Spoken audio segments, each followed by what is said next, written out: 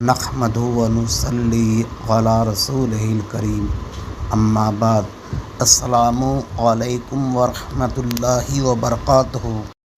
اگر آپ نے ابھی تک اس چینل کو سبسکرائب نہیں کیا ہے تو اسے سبسکرائب کر لیں۔ نصیر الدین نصیر گیلانی پاکستان کے پیر کہے جاتے ہیں۔ ان کا مسلک وہابیت ہے۔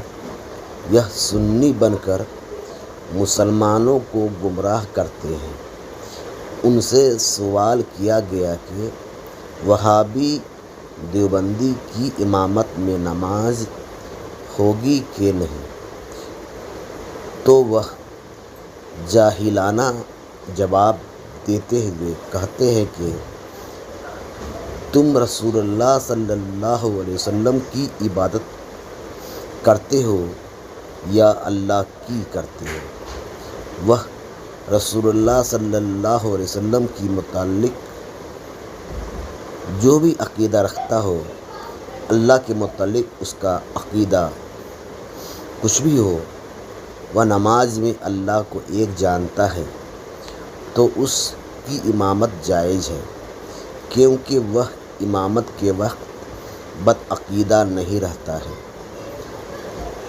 ایسے جاہل پیر سے بیعت ہونا حرام ہے۔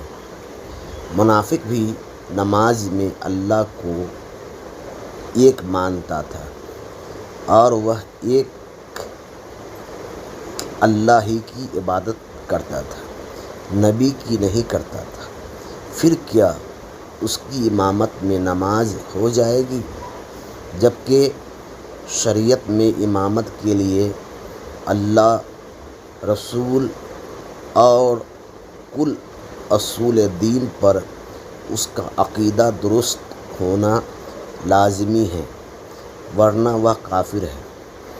کافر کو امام بنانے والا بھی کافر ہے۔